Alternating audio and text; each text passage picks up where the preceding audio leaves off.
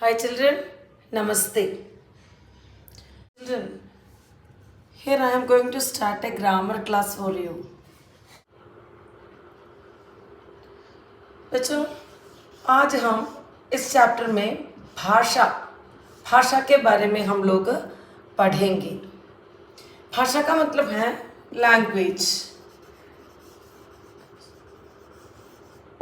You know very well. In our India, we are talking so many languages. So, भाषा ईश्वर ने मनुष्य को ही वाणी का वरदान प्रदान कर दिया है। सो एक भगवान का एक देन है मनुष्य के लिए। देखिए बच्चों, वाणी शब्द का मतलब क्या है? स्पीच और वॉइस। भाषा शब्द संस्कृत की धातु भाष से बना हुआ है। भाष, इस भाष शब्द का मतलब क्या है बच्चों? ये भाष शब्द का मतलब है स्पष्ट वाणी। स्पष्ट वाणी, इसका मतलब है स्पष्ट रूप से बोलना। फिर इस भाषा से ही मनुष्य क्या करते हैं? अपने मन के विचारों और भावों का आदान प्रदान दूसरों से करता है। इसका मतलब है through the language the human being is talking with others और he is sharing his feelings to others. मन की बातें दूसरों से करना, किससे? भाषा से। किसी एक भाषा की ज़रूरत उधर ज़रूर है बच्चों। और इस मन की विचार एवं भावों का आदान प्रदान करता है, उसे हम लोग क्या कहते हैं? भाषा कहता है। बच्चों, भाषा अनेक है। मैं पहले ही आपसे मैं बताई थी। एक्सपेशली हमारे भारत में है तो साउथ में है तो क्या तमिल, मलयालम, कन्नड़, तेलुगु जैसा, और नॉर्थ में आप लोग जाते तो राजस्थानी, गुजराती, मराठी, हिंदी जैसे अनेक भाषाएं हैं। इन भाषाओं से लोग क्या करते हैं और मनुष्य क्या करते हैं? मन के भावों को अभिव्यक्त करने का कार्य करते हैं। अभिव्यक्त करना का मतलब के प्रकट करना, means to express. Okay children, अभी हम लोग भाषा के प्रकार के बारे में देखेंगे। भाषा के प्रकार, इसका मतलब क्या है?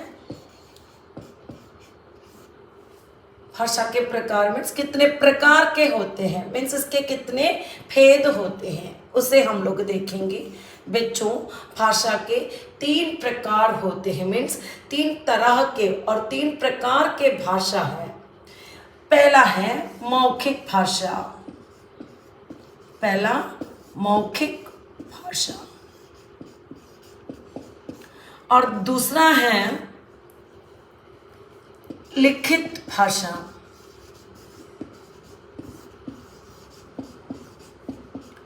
और तीसरा है सांकेतिक भाषा।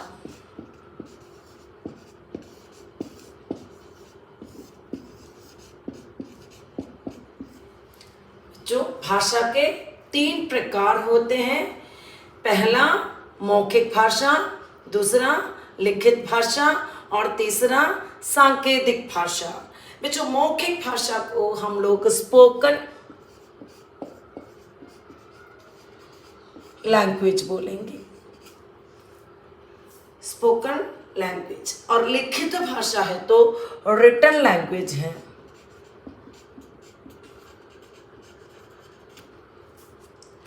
और सांकेतिक भाषा इंडिकेटिव लैंग्वेज है। से हम लोग क्या कहते हैं? Indicative language.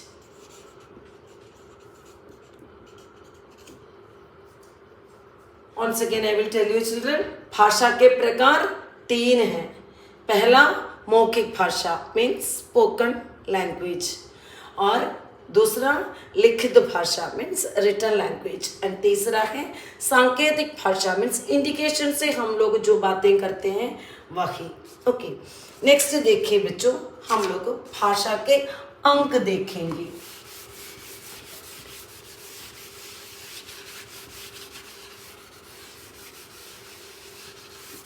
भाषा के अंग मीन्स भाषा के अंक में पहले हम लोग पढ़ेंगे, अंक का मतलब के भाग, कितने भाग होते हैं भाषा को। ओके, और भाषा के पहला अंग है अक्षर या वर्ण। क्या कहते हैं? अक्षर या वर्ण। बच्चों ये दूसरा कुछ नहीं, ये है क्या? अल्फाबेट्स। ओके, दूसरा है शब्द। अक्षर के बारे में हम लोग बोले तो बच्चों, अक्षर या वर्ण वह छोटी सी ध्वनि है जिसके टुकड़े ना हो सकते। इसका मतलब कि हम ये है तो भाषा का एकदम छोटीतम इकाई है, इसे हमें स्प्लिट नहीं कर सकते। बाकी है क्या? अक्षर या वर्ण। और दूसरा है शब्द। इन अक्षरों से बनते हैं क्या? शब्द। शब्द मीन्स वर्ड। अक्षरों के समूह से क्या बनते हैं? शब्द बनते हैं। और तीसरा है वाक्य। वाक्य का मतलब क्या है बच्चों? सेंटेंस। इन शब्दों से क्या बनते हैं? वाक्य बनते हैं। बच्चों और एक बार सुनिए, अक्षर या वर्ण वह छोटी सी ध्वनि है जिसे हमें टुकड़ा नहीं बना सकते। इसका मतलब किसी ही भाषा की छोटीतम इकाई क्या है? अक्षर या वर्ण कहते हैं। ये वर्णों के समूह से, और इस वर्णों से क्या बनता है? शब्द बनता है। और इन शब्द मीन्स वर्ड। इन शब्दों से क्या क्या बनते हैं? वाक्य बनते हैं। We can make sentences by using these words. Okay.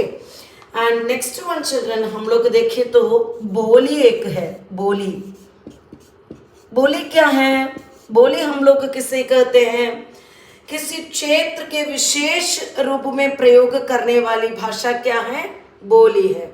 It may be, you can say it is colloquial language, और किसी एक पर्टिकुलर रीजन का जो भाषा है ना, रीजन में के तो पर्टिकुलर रूप से बातें करते हैं ना, उसे हम लोग बोली कहते हैं। ओके, और फिर नेक्स्ट हम लोग पढ़ेंगे। सो इतने के तो भाषा के अंग है बच्चों। ये चारों के बाद फिर आएगा भाषा में के तो इतना इम्पोर्टेंट होता है व्याकरण।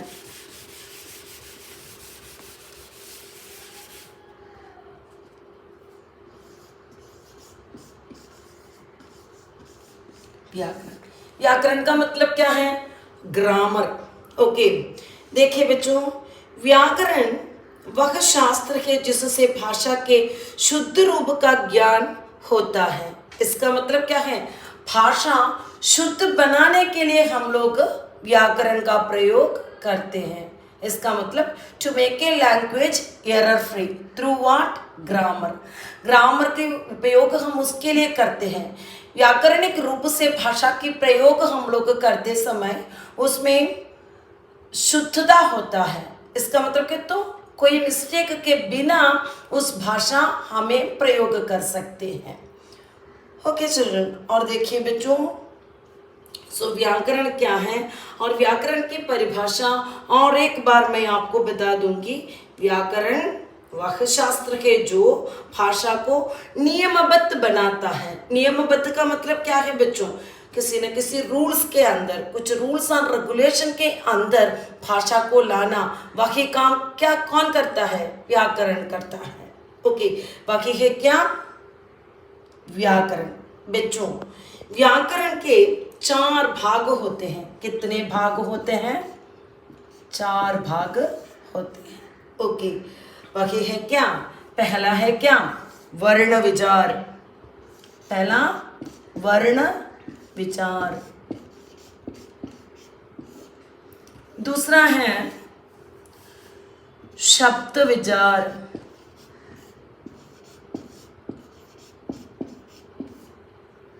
तीसरा है वाक्य विचार।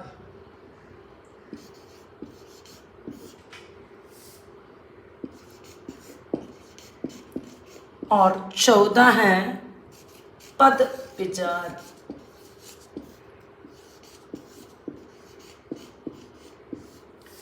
सो देखिए बच्चों, व्याकरण के 4 भाग होते हैं। पहला क्या है? वर्ण विचार, दूसरा शब्द विचार, तीसरा वाक्य विचार और 14 क्या है? पद विचार।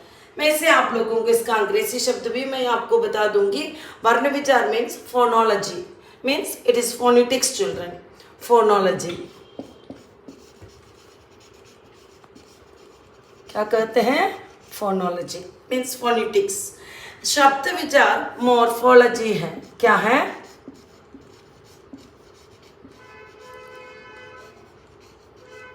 चौदह वाक्य विचार है। ओके, वाक्य विचार syntax means about the sentences. Okay, और लास्ट वन पद विचार। पद विचार मीन्स इसके जो पदों का प्रयोग हम वाक्यों में करते हैं ना, उसके बारे में। और इस व्याकरण में है तो from today we are starting this grammar from the starting वर्ण विचार। वर्ण विचार से हर एक एपिसोड में है तो मैं आपको एक एक ग्रामर पोर्शन में आप लोगों को सिखा दूंगी। और आज हम लोग वर्ण विचार के बारे में पढ़ेंगे। वर्ण विचार के लिए अंग्रेजी में क्या बोलते हैं बच्चों? फोनोलॉजी और फोनेटिक्स।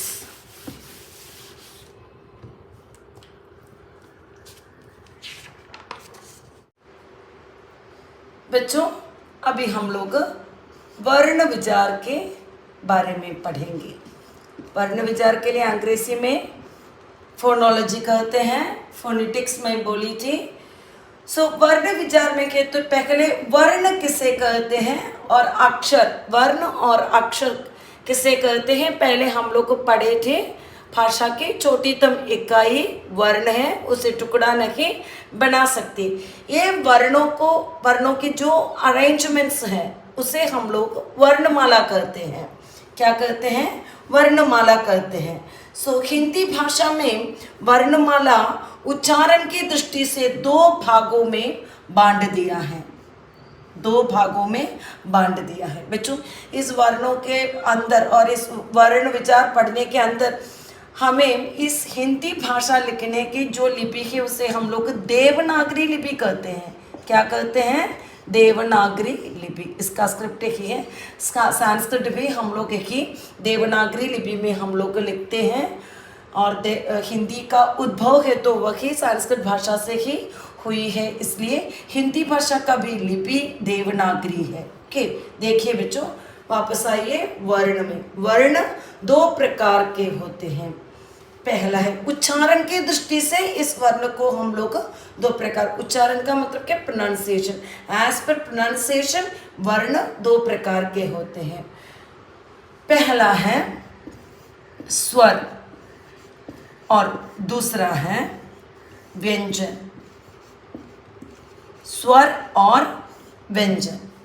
बच्चों, स्वर को हम लोग वॉवल्स कहते हैं। क्या कहते हैं? वॉवल्स कहते हैं।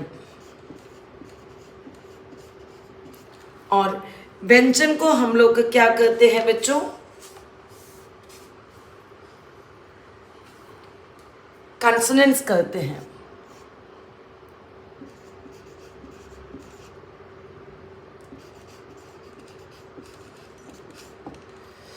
सो हम क्या कहते हैं? स्वर है तो वॉवल्स हैं और व्यंजन है तो कॉन्सोनेंट्स है।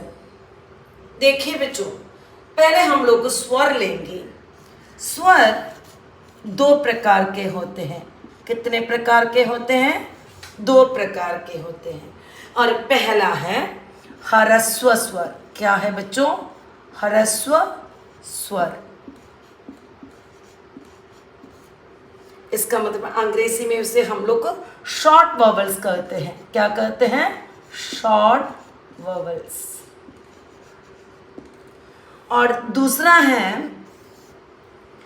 दीर्घ स्वर।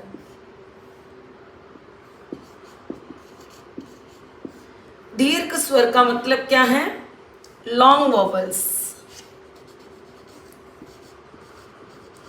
बच्चों, पुस्तकों में आप लोग देखें तो फिर आपको प्लुप्त स्वर एक मिलेगा उसका मतलब होता है लॉन्गर वोवल्स। फिर भी लगातार हम लोग यूज करने वाले जो दो भाग और दो भेद स्वर, ह्रस्व स्वर और दीर्घ स्वर है। बच्चों वंस अगेन सुनिए, स्वर वर्ण दो प्रकार के होते हैं, और पहला स्वर और दूसरा व्यंजन। स्वर है तो हम क्या कहते हैं, उसे वोवल्स कहते हैं, और व्यंजन को हम लोग कंसोनेंट्स कहते हैं। इसमें के तो स्वर दो प्रकार के होते हैं बच्चों, पहला है ह्रस्व स्वर और दूसरा है दीर्घ स्वर। और मैं आपको बताई पुस्तकों में देखे तो और को तीसरा एक मिलेगा, उसे प्लुप्त स्वर कहते हैं, लॉन्गर वोवल्स कहते हैं उसे। ओके, अभी हम लोग स्वर के ह्रस्व स्वर के बारे में पढ़ेंगे। देखिए बच्चों, स्वर में पहला क्या है, स्वर का कितने भेद हैं, दो भेद हैं। उसमें पहला क्या है, ह्रस्व स्वर। इसके लिए अंग्रेजी में क्या कहते हैं, शॉर्ट वोवल।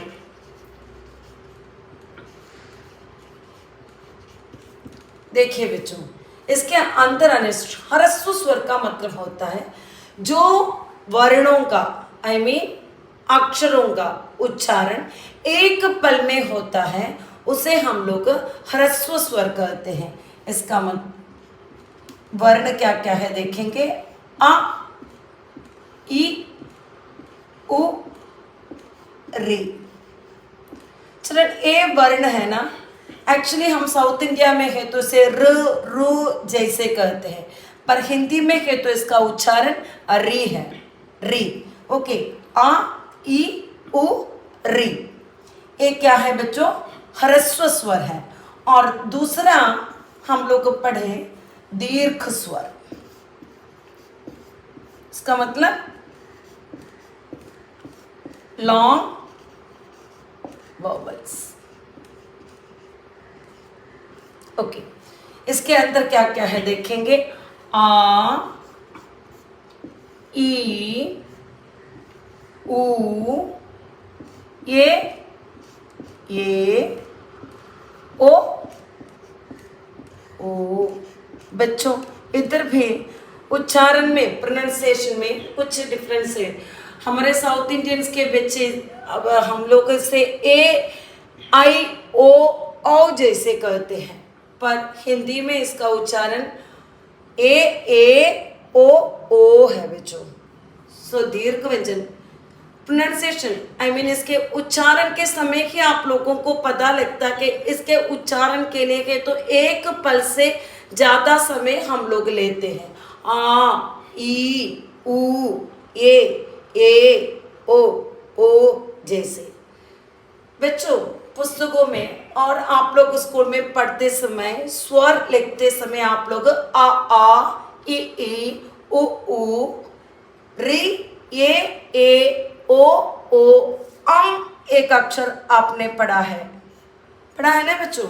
इस एक्चुअली अनुस्वार है। को हम लोग क्या कहते हैं, अनुस्वार कहते हैं, अनुस्वार। ओके,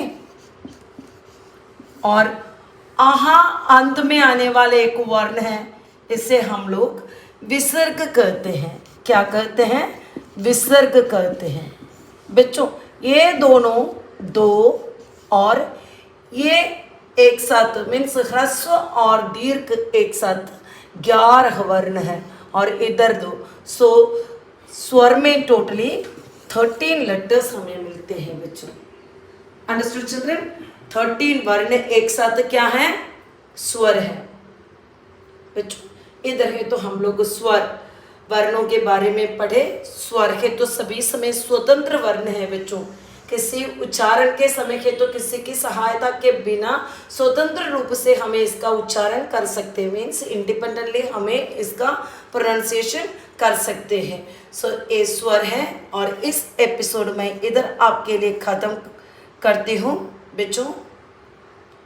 मेरा चैनल आप सब्सक्राइब कीजिए और शेयर कीजिए। धन्यवाद। दूसरे एपिसोड के साथ और एक बार मिलेंगे। Thank you children.